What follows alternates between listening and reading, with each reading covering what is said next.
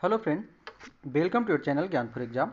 आज की इस वीडियो में हम सब जानेंगे जो हमारी सीरीज शुरू हुई थी मार्क्समैन पब्लिकेशन की बिहार दरोगा का, जिसमें टोटल आपको शॉर्ट सेट दिए गए थे और सभी सब्जेक्ट को मिलाकर के, जिसमें से हम लोगों ने सबसे पहले जो सेट शुरू किया वो इतिहास से संबंधित आधुनिक भारत के इतिहास को शुरू किया था। इस प्रकार से आधुनिक भारत के इतिहास का ये set number test series number 15 है, जबकि आपके सबसे पहले हमने आधुनिक सीरीज शुरू किया था, इस कारण से ये सेट नंबर 5 होगा। तो आज का ये सेट नंबर 5 और टेस्ट नंबर आपका जो 15 है बुक के अनुसार, इसमें हम लोग आज आधुनिक भारत के इतिहास से संबंधित जो पॉइंट जानेंगे वह जानेंगे कांग्रेस का बनारस, कलकत्ता एवं सूरत अधिवेशन, मुस्लिम लीग का गठन, मार्ले मिंटो सुधार, दिल्ली दरबार और राजधानी परिवर्तन, कांग्रेस का लखनऊ अधिवेशन, होम रूलिंग आंदोलन, ट्रेड यूनियन, साम्यवादी दल, रॉलेट एक्ट, किसान आंदोलन और गांधी जी पर संबंधित महत्वपूर्ण आंदोलनों से संबंधित प्रश्न को जानेंगे। तो आशा करेंगे आपने पिछले सभी 4 सेट जो आए हैं वो ऑलरेडी आप लोगों ने देख लिया होगा, और ये सेट नंबर 5 है। तो आप आखिरी तक बने रहें और पूरे 100 प्रश्न इसमें दिए गए हैं, जो कि सारे के सारे प्रश्न आधुनिक भारत के इतिहास से संबंधित है। तो आइए देखते हैं आज का पहला प्रश्न कुछ इस प्रकार से है। सबसे पहले अगर आप लोग हमारे चैनल पर नए हैं तो चैनल को सब्सक्राइब करें, बेल आइकन को ऑन करें, साथ ही साथ वीडियो पसंद आने पर लाइक शेयर कमेंट जरूर करें। इस वीडियो पे हमने टारगेट रखा है 1000 लाइक का, तो इसी प्रकार से मेरे टारगेट को आप पूरा करें, आपके टारगेट को हम पूरा करेंगे और इसी मोटिवेशन के साथ हम सब आगे बढ़ते रहेंगे। आपके एग्जाम आने तक हम लोग ये पूरी बुक जो है जिसमें कि अच्छे खासे कंटेंट दिए गए हैं, तो इससे पूरी बुक को कंप्लीट करने के बाद आप में एक एनर्जी मिलेगी, बूस्टअप मिलेगा कि हाँ शायद हमने कुछ तैयारी की है और हमने आपको कुछ तैयारी करवाया है। तो आइए देखते हैं आज का जो पहला प्रश्न है कांग्रेस बनारस कलकत्ता एवं सूरत अधिवेशन से संबंधित पहला प्रश्न। तो सबसे पहले जो प्रश्न है वह कहता है कि गोपाल कृष्ण गोखले ने कांग्रेस के लिए अधिवेशन में अध्यक्षता की थी। तो गोपाल कृष्ण गोखले ने 1905 में अध्यक्षता किया था, ऑप्शन नंबर बी। इससे पहले भी कांग्रेस के बारे में कुछ जानकारी हमने सेट नंबर 4 में लिया है। अगर आपने देखा है तो बहुत अच्छा, और नहीं देखा है तो आप उसे भी जरूर देख लेंगे। दूसरा प्रश्न है कि भारतीय राष्ट्रीय कांग्रेस के 1905 के बनारस अधिवेशन का अध्यक्ष कौन था। तो बनारस अधिवेशन के अध्यक्ष गोपाल कृष्ण गोखले थे। तीसरा प्रश्न, निम्नलिखित में से किस नेता ने 1906 में कलकत्ता कांग्रेस अधिवेशन की अध्यक्षता की थी। तो कलकत्ता कांग्रेस अधिवेशन की अध्यक्षता दादा भाई नौरोजी ने, ऑप्शन नंबर डी। चौथा प्रश्न, स्वराज को बतौर राष्ट्रीय मांग के रूप में सर्वप्रथम रखा था किसने। तो यह रखा है दादा भाई नौरोजी ने, ऑप्शन नंबर सी। इसके पीडीएफ आपको हमारे टेलीग्राम पर दे दिए जाएंगे, नीचे आप ज्वाइन कर लेंगे, लिंक नीचे मौजूद है डिस्क्रिप्शन में। पांचवा प्रश्न, भारत में ग्रैंड ओल्ड मैन की संज्ञा किसे दिया गया है। तो यह संज्ञा दिया गया है दादा भाई नौरोजी को। छठा प्रश्न है कि ब्रिटिश पार्लियामेंट में चुना जाने वाला प्रथम भारतीय कौन था। बहुत ही इंपॉर्टेंट प्रश्न है और बहुत बार पूछे भी गए हैं, दादा भाई नौरोजी थे। सातवां प्रश्न, नरम दल और गरम दल के रूप में भारतीय राष्ट्रीय कांग्रेस का विभाजन किस अधिवेशन में हुआ था। तो यह विभाजन सूरत अधिवेशन जो कि 1907 में हुई थी। अगला प्रश्न हमारा आठवां कि भारतीय कांग्रेस कहां पर उदारवादी एवं उग्रवादी दो भागों में विभाजित हो गई थी। तो सही आंसर है सूरत अधिवेशन 1907 में। अगर आप बिहार दरोगा की तैयारी कर रहे हैं या किसी भी अन्य एग्जाम की जिसमें आपको लूसेंट साइंस से की एक बेहतर बुक जो मानी जाती है इसकी आप पूरी तैयारी करना चाहते हैं, तो आपके ऑफर में 600 रुपये की कोर्स मात्र 250 रुपये में दी जा रही है, जिसमें आपको पूरे विस्तार के साथ मैप और पिक्चर के साथ पूरी क्लास कराई जा रही है। तो एक बार आप जरूर इस लूसेंट साइंस को पढ़ लें, आपके सभी एग्जाम में जो प्रश्न रहते हैं साइंस के अच्छे खासे प्रश्न यहाँ से दिखाई देते हैं। तो आपके पास एक मौका है कम पैसों में ज़्यादा तैयारी करने के लिए। तो यहाँ पर जुड़ने के लिए आप हमारा एप्लीकेशन डाउनलोड कर लें गूगल प्ले स्टोर से, और ज्ञान फॉर एग्जाम एप्लीकेशन के साथ आप जुड़ जाएं कोर्स परचेज करके।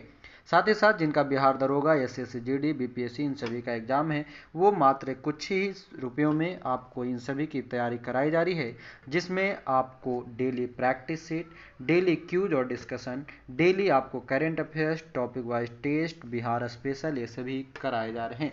तो इन सभी के लिए आप हमारे नंबर है 7654957719, इस पर आप हमसे जानकारी ले सकते हैं। एक बेहतर अपॉर्चुनिटी है आपके पास हमारे साथ जुड़ने के लिए। अच्छे खासे लोग हमारे पास, लगभग 500 प्लस लोग हमारे साथ डेली इसमें जुड़ते हैं। तो आप भी जुड़ें, आपके पास भी एक अच्छा मौका है। तो आइए देखते हैं आगे की प्रश्न क्या कहता है। हमारा अगला प्रश्न 9 नंबर की 1907 के भारतीय राष्ट्रीय कांग्रेस के सूरत के वार्षिक अधिवेशन के अध्यक्ष कौन थे? तो सूरत के वार्षिक अधिवेशन के अध्यक्ष थे रास बिहारी बोस। 10 नंबर प्रश्न है कि भारतीय राष्ट्रीय कांग्रेस में सूरत की फूट हुई थी कब? तो सूरत फूट जो है 1907 में हुई थी। हमारा अगला प्रश्न है 11 नंबर की भारतीय राष्ट्रीय कांग्रेस का प्रथम विभाजन कब हुआ था? ये सभी प्रश्न जो यहाँ पर दिखाई देते इस कारण से हम किसी भी प्रश्न पे पूर्णतः कोई अन्य फैक्ट नहीं बताते, क्योंकि प्रश्न जो है घूम फिर करके आपको यहाँ पर दिख जाते हैं। तो इस कारण से किसी भी प्रश्न पे हम डिस्कशन नहीं करते, डायरेक्ट आंसर आपको देते हैं। आप देख सकते हैं कि सभी प्रश्न जो है एक दूसरे को घुमा करके सिर्फ समाहित किया हुआ है, जो ये अक्सर एग्जाम में पूछे गए हैं, है ना। तो जो 11 नंबर के प्रश्न है कि प्रथम विभाजन कब हुआ था? 1907 में हुई थी। 12 नंबर के प्रश्न है कि सूरत विभाजन का नेतृत्व किया था किसने? सूरत विभाजन का नेतृत्व बाल गंगाधर तिलक ने किया था।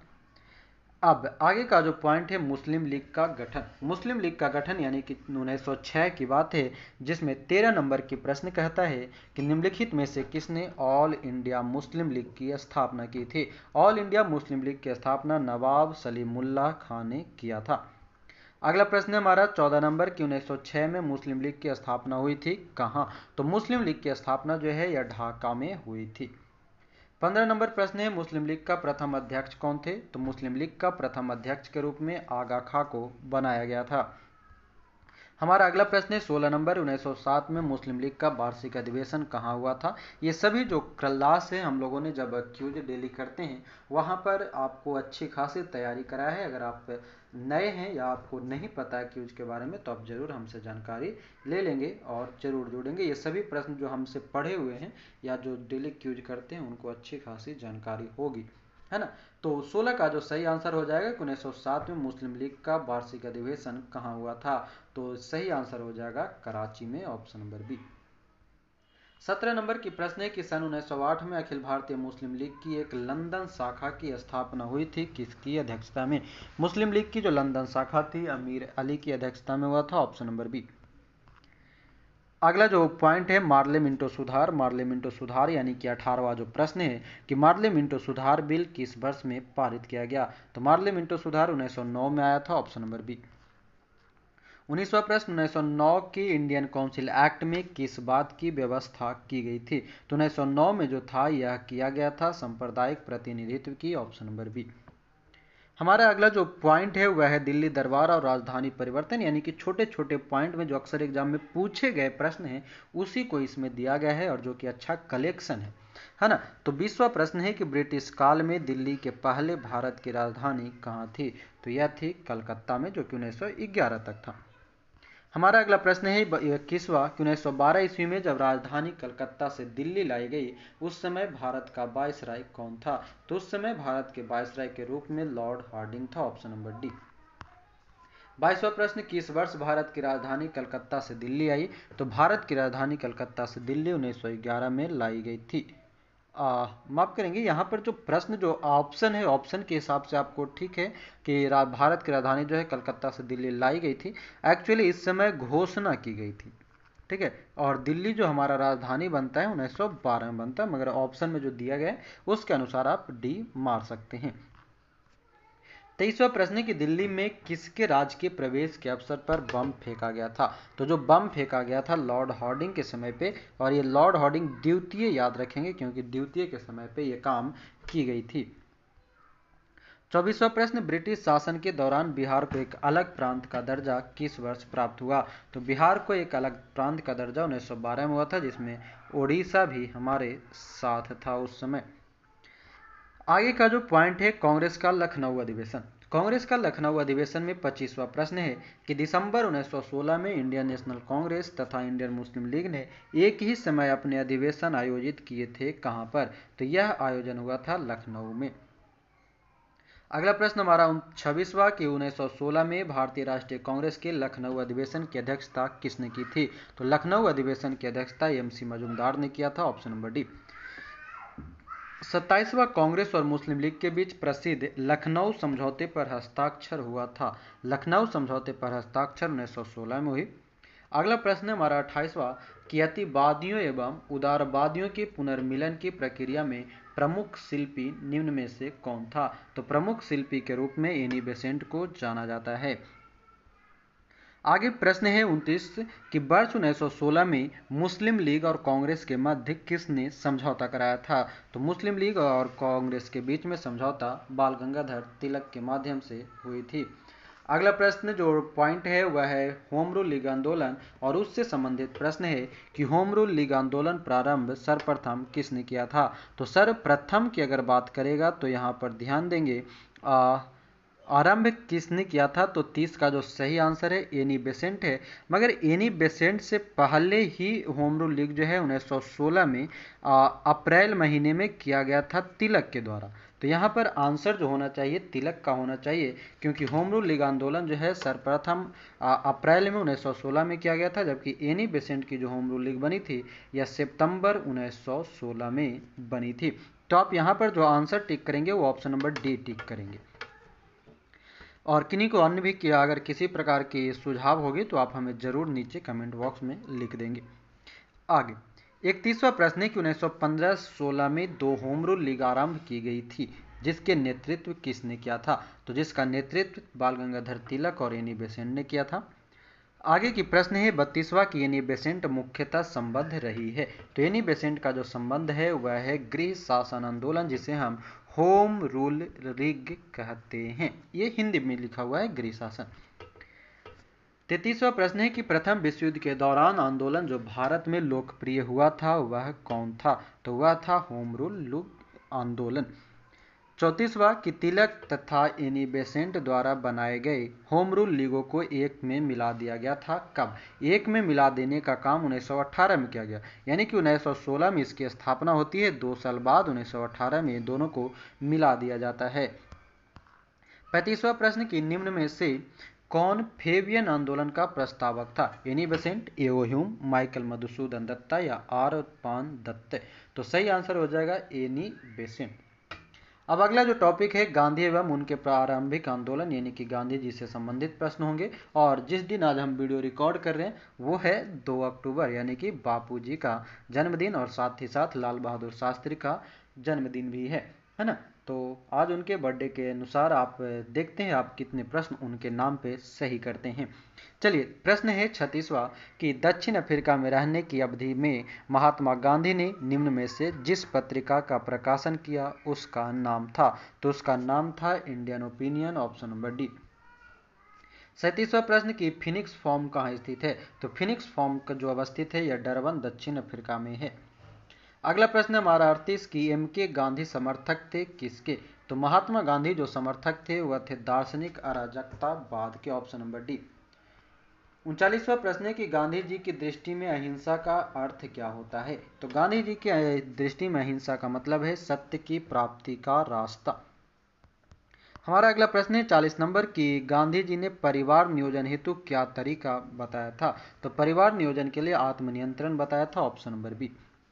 41वां महात्मा गांधी दक्षिण अफ्रीका से भारत किस वर्ष लौटे? तो यह लौटने का काम किए थे 1915 ईस्वी में। 42वां गांधी जी दक्षिण अफ्रीका में कितने वर्ष रहे थे? तो यह रहे थे कुल 21 वर्ष। अगला जो हमारा प्रश्न है इंपॉर्टेंट है कि एम के गांधी ने निम्नलिखित भारतीय राष्ट्रीय कांग्रेस के अधिवेशनों में से किस एक में सर्वप्रथम भाग लिया था? तो सर्वप्रथम भाग जो लिया गया था वह कलकत्ता अधिवेशन 1901 में लिया था। उसके बाद फिर जब रिटर्न आते हैं तो 1916 में लिए थे। तो यहाँ सही आंसर हो जाएगा ऑप्शन नंबर बी, कलकत्ता अधिवेशन।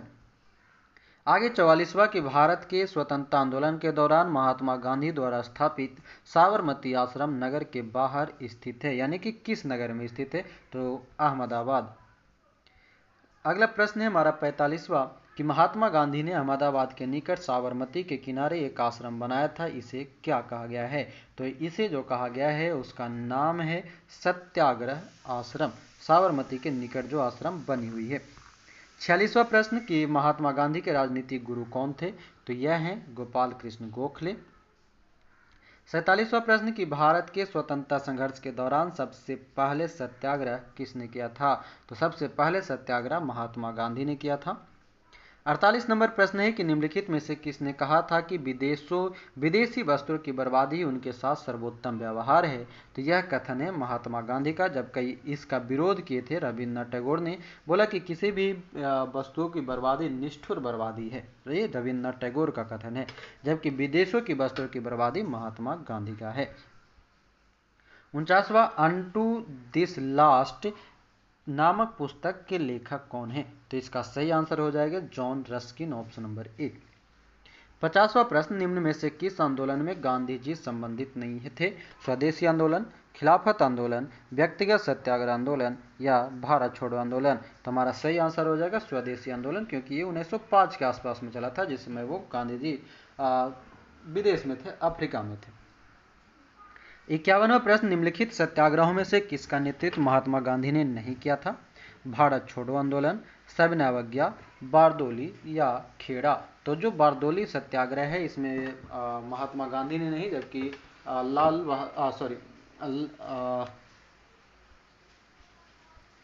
सरदार वल्लभ भाई पटेल ने किया था। सरदार वल्लभ भाई पटेल किए थे। 52 नंबर प्रश्न है कि महात्मा गांधी को सर्वप्रथम राष्ट्रपिता किसने कहा था? तो राष्ट्रपिता सुभाष चंद्र बोस ने कहा था। 53वां है कि गांधी जी के नाम में के पहले महात्मा जोड़ा गया कब? तो गांधी जी के पहले महात्मा जोड़ा गया चंपारण सत्याग्रह के दौरान, 53 नंबर, जो कि 1917 में हुई थी। अगला प्रश्न है 54 कि निम्नलिखित में से किसने गांधी जी को सर्वप्रथम महात्मा के तौर पर संबोधित किया? तो यह किया गया था रविंद्रनाथ टैगोर के द्वारा। 55 नंबर प्रश्न है निम्नलिखित में से किस सत्याग्रह आंदोलन में गांधी जी ने प्रत्यक्ष रूप से भाग नहीं लिया? राजकोट, खेड़ा, बायकोम या असहयोग? प्रत्यक्ष रूप से वो नहीं थे बायकोम सत्याग्रह में। 56 नंबर प्रश्न है महात्मा गांधी का छत्तीसगढ़ में प्रथम आगमन कब हुआ था? तो महात्मा गांधी छत्तीसगढ़ में सबसे पहले गए थे 20 अक्टूबर 1920 को। हमारा अगला प्रश्न है 57 की भारतीय कपड़ा व्यापारी, बैंकर, कांग्रेसी तथा महात्मा गांधी का निकट सहयोगी है, यह उपयुक्त विवरण किसका है? तो यह विवरण जो है जमनालाल बजाज का है, ऑप्शन नंबर सी। 58 निम्न उद्योगपतियों से कौन से व्यक्ति लंबे समय तक एआईसीसी के खजांची रहे तथा सन 1930 में जेल भी गए? तो यह थे जमनालाल बजाज। अगला प्रश्न है 59 की स्वाधीनता आंदोलन के दौरान महात्मा गांधी के करीबी मित्र, अंग्रेज मित्र कौन थे? तो महात्मा गांधी के अंग्रेजी मित्र जो थे वह थे 59 का reverend Charlie Andrews, option number सी।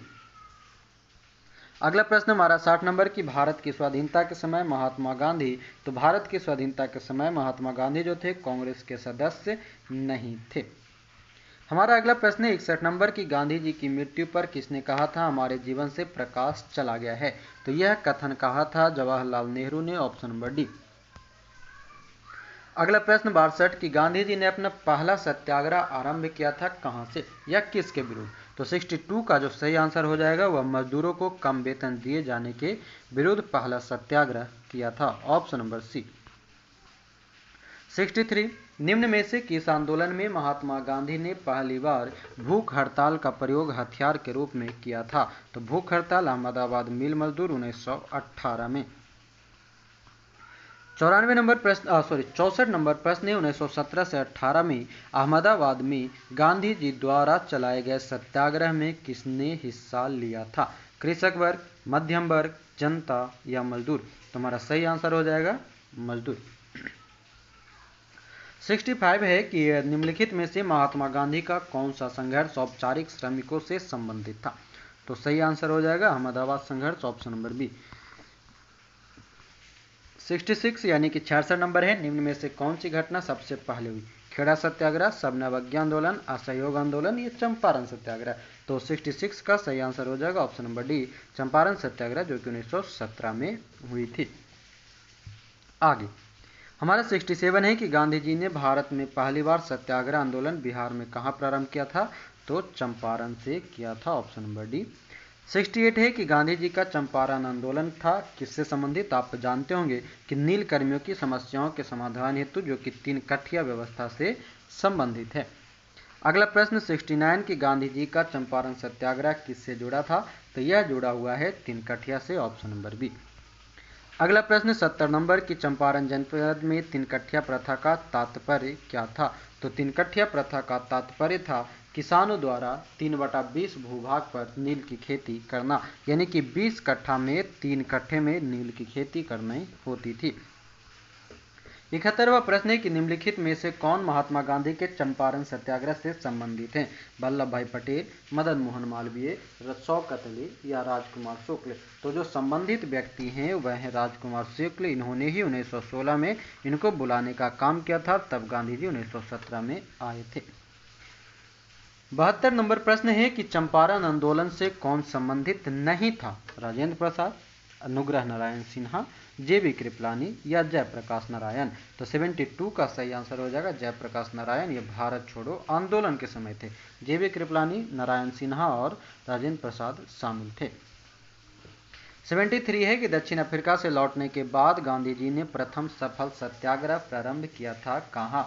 तो पहला जो सत्याग्रह था सफल चंपारण में। 74 नंबर प्रश्न है महात्मा गांधी ने सर्वप्रथम किस किसान आंदोलन में भाग लिया? तो सबसे पहले चंपारण में लिया था, ऑप्शन नंबर बी। 75 नंबर प्रश्न है कि चंपारण नील आंदोलन के राष्ट्रीय नेता कौन थे? तो चंपारण नील आंदोलन के राष्ट्रीय नेता के रूप में महात्मा गांधी थे। हमारा 76 नंबर प्रश्न है कि महात्मा गांधी के चंपारण सत्याग्रह का किसने विरोध किया था? तो विरोध करने वाले भी थे, वह थे रविंद्रनाथ टैगोर, ऑप्शन नंबर ए। ये थे गांधी जी से संबंधित महत्वपूर्ण प्रश्न। अब है किसान आंदोलन एवं किसान सभा से संबंधित कुछ महत्वपूर्ण प्रश्न। 77 नंबर प्रश्न कहता है कि भारतवर्ष का सर्वप्रथम किसान आंदोलन कौन सा था? तो बिजौली आंदोलन था, ऑप्शन नंबर डी। अगला प्रश्न है हमारा 78 कि निम्न में से कौन फरवरी 1918 में स्थापित यूपी किसान सभा की स्थापना से संबंधित नहीं था? इंद्र नारायण द्विवेदी, गौरी शंकर मिश्र, जवाहरलाल नेहरू या मदन मोहन मालवीय? तो 78 का जवाहरलाल नेहरू का संबंध नहीं था। 79 है कि वह प्रदेश कौन था जहां बाबा रामचंद्र ने किसानों को संगठित किया था? तो बाबा रामचंद्र का संबंध अवध से रहा है, ऑप्शन नंबर ए। 80 नंबर प्रश्न है कि अवध के एका आंदोलन का उद्देश्य क्या था? तो एका आंदोलन का उद्देश्य था लगान का नगद में परिवर्तन, ऑप्शन नंबर डी। 81 नंबर प्रश्न कहता है कि अखिल भारतीय किसान सभा के प्रथम सत्र की अध्यक्षता किसने की थी? तो यह किया था स्वामी सहजानंद, ऑप्शन नंबर ए। 82वां प्रश्न है कि वह कौन जगह थी जहां अखिल भारतीय किसान सभा का पहला अधिवेशन हुआ था? तो सही आंसर है option number C, Lucknow. 83 number प्रश्न है इनमें से कौन बिहार में किसान सभा आंदोलन के साथ जुड़े थे? किसान आंदोलन के साथ जुड़े हुए राजेंद्र प्रसाद, सीआर दास, मोतीलाल नेहरू या भगत सिंह? तो 83 का जो सही आंसर है राजेंद्र प्रसाद। 84 की बारदोली सत्याग्रह 1928 का नेतृत्व किसने किया था? तो यह किया था सरदार वल्लभ भाई पटेल ने। 50वां प्रश्न कि निम्न में से किस आंदोलन में सरदार वल्लभ भाई पटेल ने मुख्य भूमिका निभाई? तो मुख्य भूमिका पटेल ने बारदोली सत्याग्रह में निभाया था 1928 में। 86 नंबर प्रश्न है कि वल्लभ भाई पटेल को सरदार की उपाधि किसने दी थी? तो सरदार की उपाधि जो है यह दिया था महात्मा गांधी ने। मगर कभी कभी आपको यहाँ से प्रश्न मिलेगा तो वहाँ पर बारदोली की जो महिलाएं थी उनके तरफ से महात्मा गांधी ने दिया था, ये भी ध्यान रखेंगे। आगे 87 है कि महात्मा गांधी ने वल्लभ भाई पटेल को सरदार की उपाधि उनकी बड़ी संगठन क्षमता के कारण किस आंदोलन में दिया था? तो बारदोली सत्याग्रह में। 88 नंबर प्रश्न है कि भूदान आंदोलन किसने प्रारंभ किया था? तो भूमि दान का आंदोलन जो है यह प्रश्न किया गया था विनोबा भावे के द्वारा। आगे देखते हैं हमारा 89 है कि भूदान आंदोलन की शुरुआत हुई थी कहाँ से? तो भूदान आंदोलन आंध्र प्रदेश राज्य से शुरू हुआ था, ऑप्शन नंबर सी। आगे जो प्रश्न है वह है ट्रेड यूनियन एवं साम्यवादी दल से संबंधित प्रश्न। देखते हैं 90 नंबर के प्रश्न क्या कहता है कि भारत में 1918 में प्रथम मजदूर संघ की स्थापना की गई थी? तो यह किया गया था बीपी वाडिया के द्वारा। अगला प्रश्न 91 की निम्नलिखित में से किसने अहमदाबाद टेक्सटाइल लेबर एसोसिएशन की स्थापना की? तो यह किया गया है महात्मा गांधी के द्वारा। अगला प्रश्न हमारा 92 की भारत ट्रेड यूनियन कांग्रेस के पहले अध्यक्ष कौन थे? तो सही आंसर हो जाएगा लाला लाजपत राय। ये सभी 1920 में हुई थी इसका स्थापना। बम्बई में अखिल भारतीय व्यापार संघ कांग्रेस की स्थापना कब हुई थी? 93 का सही आंसर सन 1920 में।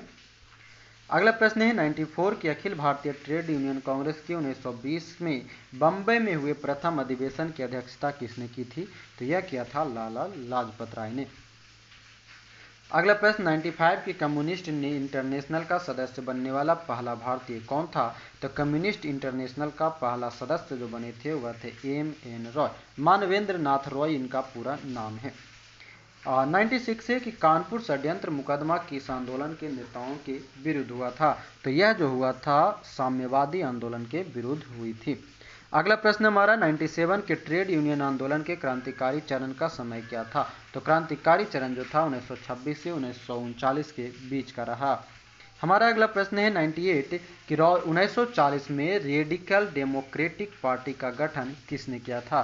तो रेडिकल डेमोक्रेटिक पार्टी का गठन करने वाला व्यक्ति M.N. रॉय थे। आगे के जो प्रश्न है रॉलेट एक्ट से संबंधित हैं, तो देखते हैं रॉलेट एक्ट के बारे में क्या कहता है कि 99 नंबर प्रश्न है रॉलेट एक्ट भारत में लागू किया गया था कब? तो ये था सन 1919 में। अब आखिरी प्रश्न है, आखिरी प्रश्न जानने से ही आप वीडियो को जाते जाते शेयर लाइक कमेंट करेंगे और साथ ही साथ 1000 की जो टारगेट है लाइक का वो भी आप जरूर पूरा कराएंगे। तो आज का आखिरी प्रश्न देखते हैं। 100 नंबर प्रश्न है कि जब रॉलेट एक्ट पारित हुआ था उस समय भारत का वायसराय कौन था?